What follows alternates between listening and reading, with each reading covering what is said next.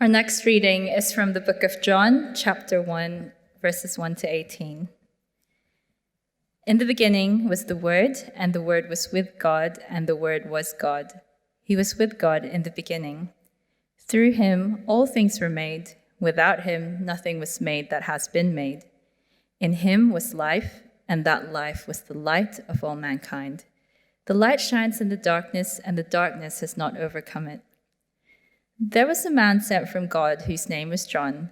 He came as a witness to testify concerning that light, so that through him all might believe. He himself was not the light. He came only as a witness to the light. The true light that gives light to everyone was coming into the world.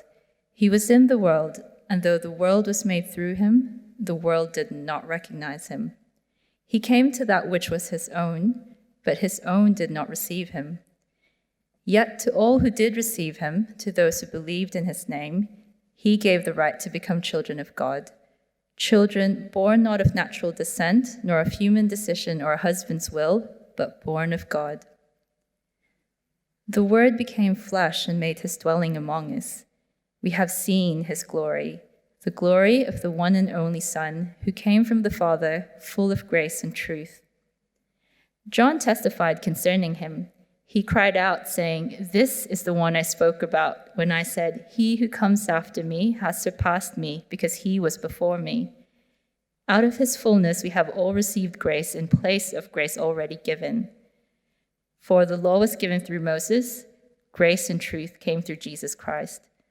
No one has ever seen God, but the one and only Son, who is himself God and is in the closest relationship with the Father, has made him known."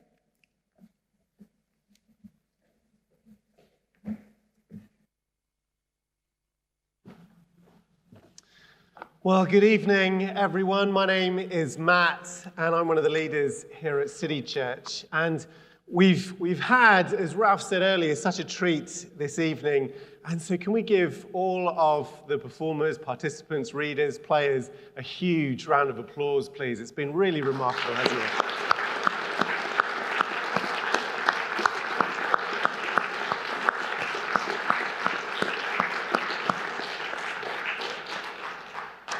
Well, I wonder how you're doing today. I wonder how you're doing this Christmas season, because it is a unique season for us this year. Because Christmas, I think, this year is all about home. Christmas where you dwell. And I guess that's been the theme of many of the Christmas adverts that have been brought out. I don't know if you've seen many of them. So, for example, Sainsbury's, they brought out their Christmas advert, and it depicts 3 different families, all nostalgically reflecting on happy past Christmases around kitchen tables, 80s sofas, and a singing gravy boat. It's brilliant. You should see it. Well, then there's Aldi. Aldi, the supermarket chain, they went for a perhaps less than traditional, but no less heartwarming story of a friendship between a carrot and a hedgehog. That's right. All about them trying to work hard to be a team to get home for Christmas dinner. Well, then there's Lidl. They went with the tagline, "A Christmas you can believe in," but they shunned any idea of sentimentality at Christmas. They say that the only type of happiness that counts in your home this Christmas is a happiness that can be bought. Well, I wonder what you make of that. Well, in total contrast to those 3 adverts, the retail chain Body Shop, they went in a very different direction.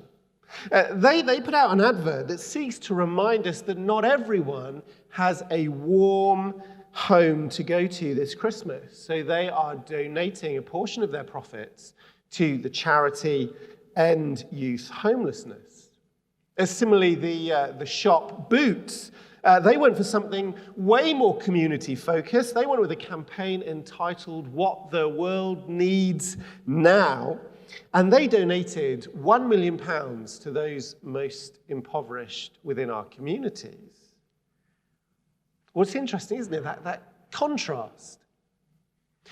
But I think it's because what you'll find this year is that there is a tension. It is a season of tensions. We think to ourselves, should we focus on our need to feast or their famine? Should we focus on our needs or their necessities? You see, we want to be generous to other people because we know that people are in need at this time of year, and yet we ourselves, do we not feel so depleted as if we just don't feel that we have anything to give? I wonder for me whether it is that sense of endless waiting or anxiety that we've been through over the last few months, and that it's utterly emptied us. We're both excited to spend time with family and invest in others, and yet we look down our very, very limited, bubbled guest list for this Christmas, and we wonder who's going to help us in the kitchen, who's going to help us with the kids, who's going to help be an emotional support to us when we need it. In other words, who will dwell with us this Christmas? Who will simultaneously restore our own hearts, but also fill us to the brim so that we can help restore the hearts of others?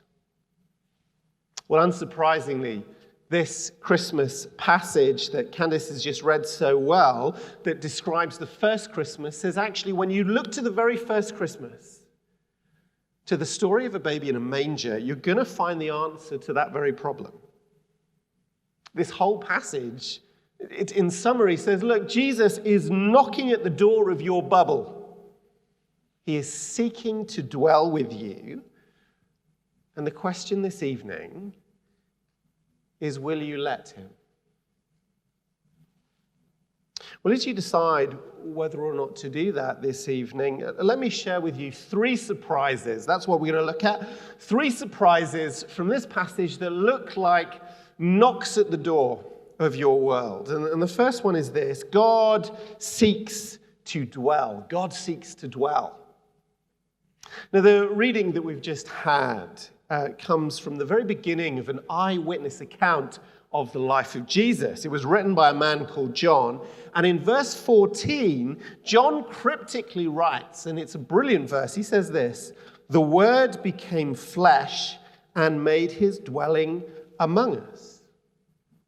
Now, dwelling is a key word, as it refers to a time back in the history of the Israelite people when they were living camped in a desert, like a mobile refugee camp. But right at the very, very center of their camp was God's tent. It was called a tabernacle, and it was symbolically where God dwelt amongst his people. God wasn't separated by thick walls, but no, instead it was canvas and cloth. He was right there for all to see. Wherever the people moved, their God moved with them. And that is exactly what John is saying happened in the first Christmas. He's saying that God did it again. He made his home amongst humans. Not merely temporarily disguised as a human baby, but permanently fixed in a flesh and blood person, vulnerable to every pain that human life has to offer, just as your bare foot is vulnerable when it steps on a broken bauble. But John wants to underline that he wants to say that Jesus wasn't simply a good teacher. If you were to look through the whole of this passage, you would see it's clear that John really believes that Jesus, the one that he calls the Word, is none other than the whole creator of the universe. Think about it like this. People throughout history have always stood up and said, "Hey, I'm God. And a whole bunch of other people have heard them say that, and they have believed them, and they have followed them, but never the parents of that wannabe Messiah. And yet, Mary, Jesus' mother, was utterly convinced that he was God. Never the wannabe Messiah's roommates or best friends became the followers, those who see that person when the crowds are gone, those who see that person in the private, secret moments. And yet John, who wrote this, who would eventually give his entire life for this truth, he lived with Jesus. He saw him in those private moments. He was as close as anyone was to Jesus, and he says, absolutely convinced that the baby in a manger was none other than the creator of everything. Now that's got to be intriguing, hasn't it?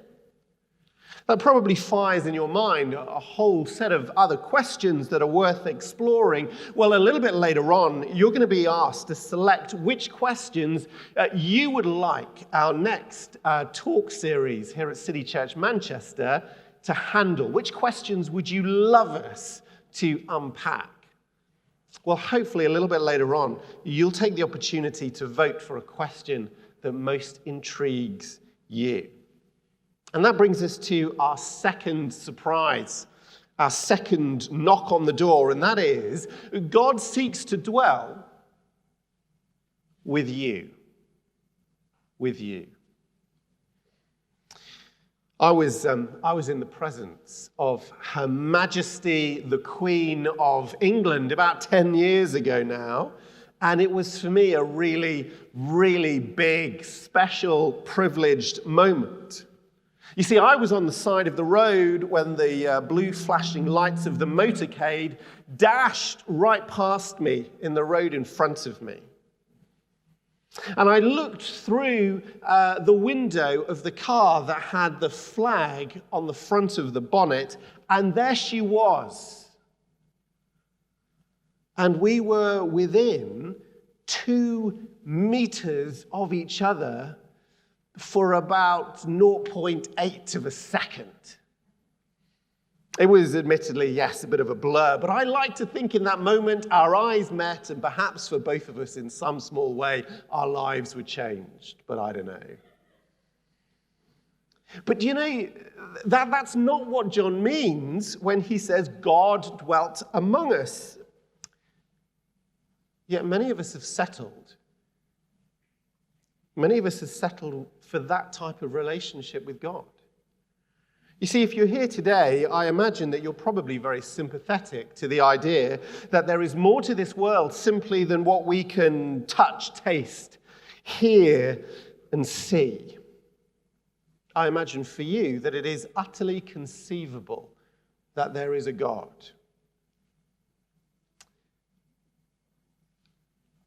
And yet many of you are absolutely content at the moment to be occasionally in that great being's presence. Occasionally to be looked upon or interacted with. Occasionally enjoy that 0.8 seconds in life where you fall upon the radar of God. But what John is saying in this passage is that when God became a baby and made his long-term home in an unconventional, non-traditional family unit in Bethlehem 2,000 years ago, he was setting a pattern, a little bit like a standing invite to say to you that he would like to be in your family as well. Now look, even if we were to momentarily entertain this idea that it could even possibly be true, we wouldn't assume that this great God would want to be with us, would we?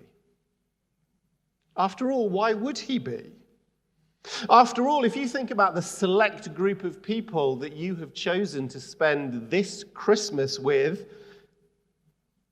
you've selected a handful of people because they have uniquely qualified in your life to being very, very special. They've qualified to be with you because they're related to you by blood, or they've qualified to be with you because they have proved their value to you through friendship.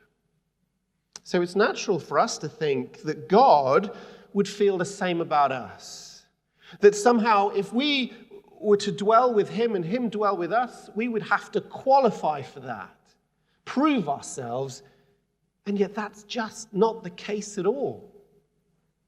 The baby in a manger became an adult who grew up and chose to die on our behalf, so that we could be forgiven of everything that we've ever done in our past and everything that we will ever do.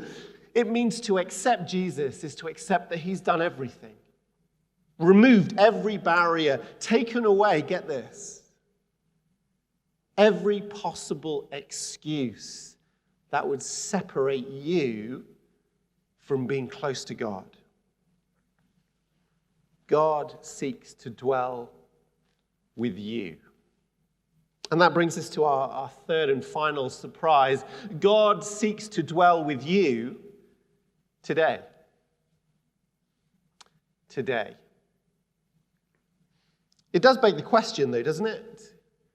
If the rest of the world around us seems very content to kind of push down, to suppress their feelings of guilt way down inside of them, or to self-medicate with distractions galore, what really is the win for us today for having God dwell with us?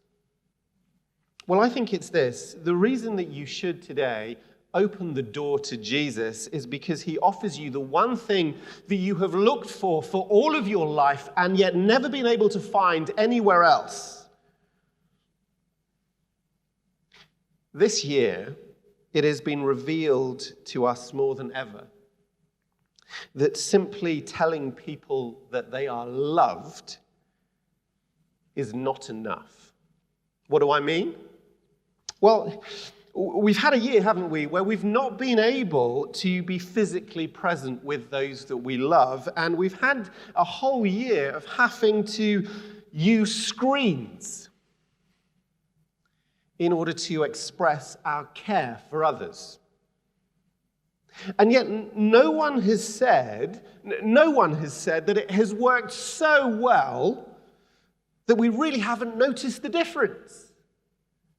No, actually, we've all said the opposite, haven't we? We've all realized that we need people to be present with us, to go through the ups and downs with us, to feel the pain with us, to experience with us the random moments of joy.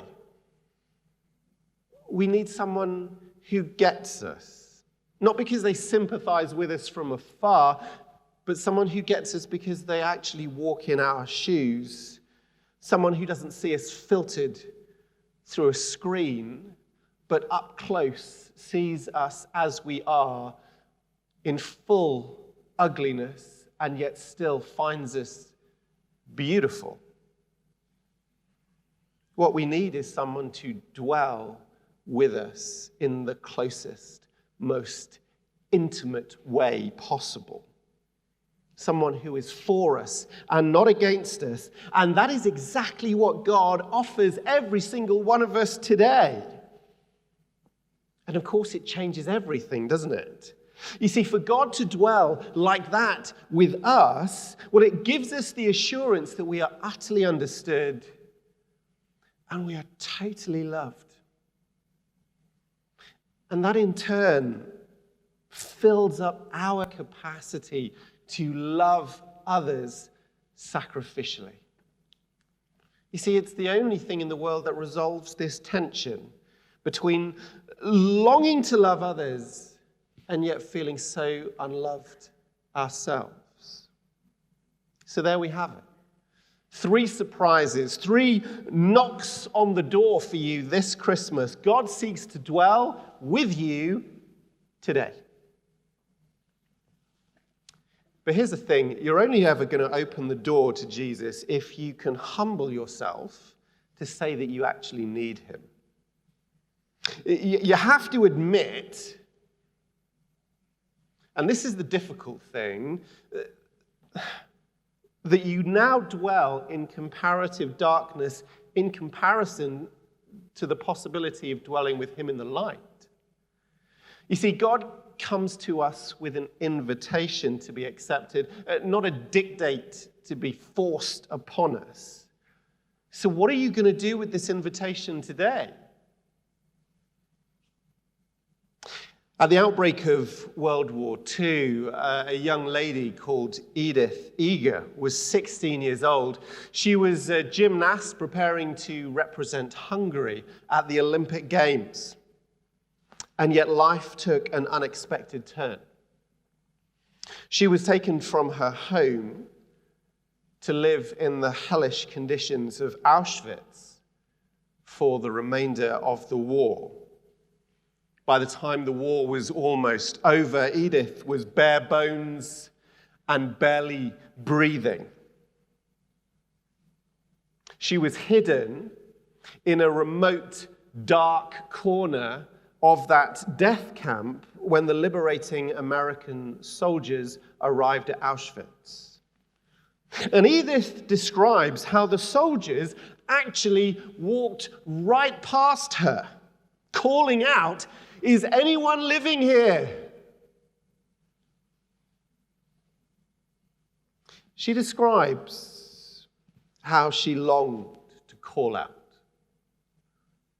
longed to lift her arm and reach out to them, but whether it was fear or whether it was exhaustion or both, it kept her silent. And the soldiers eventually left, leaving her in the darkness once again. But fortunately for Edith, the soldiers returned the following day, and she was found.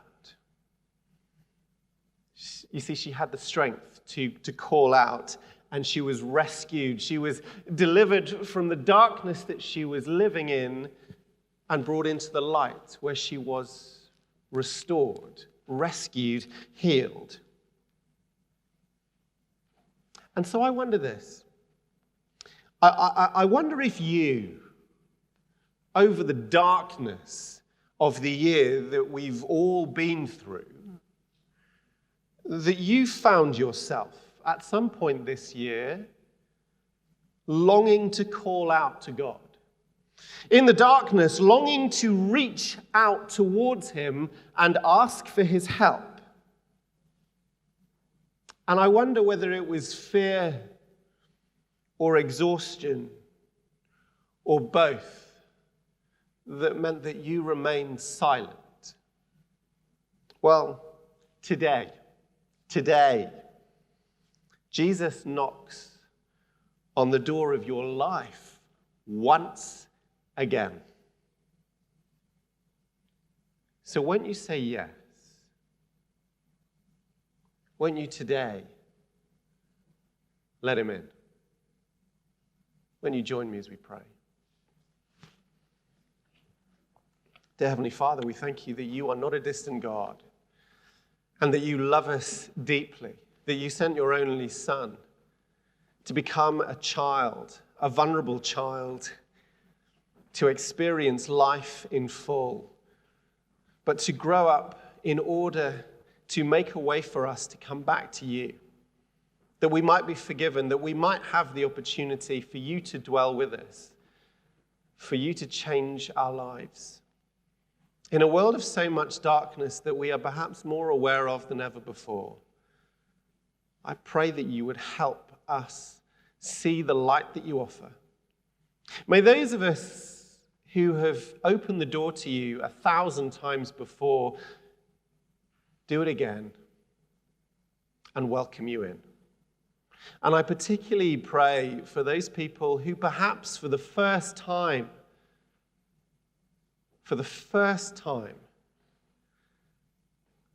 will reach out, will call out, and will accept your invitation to dwell with them today. Amen.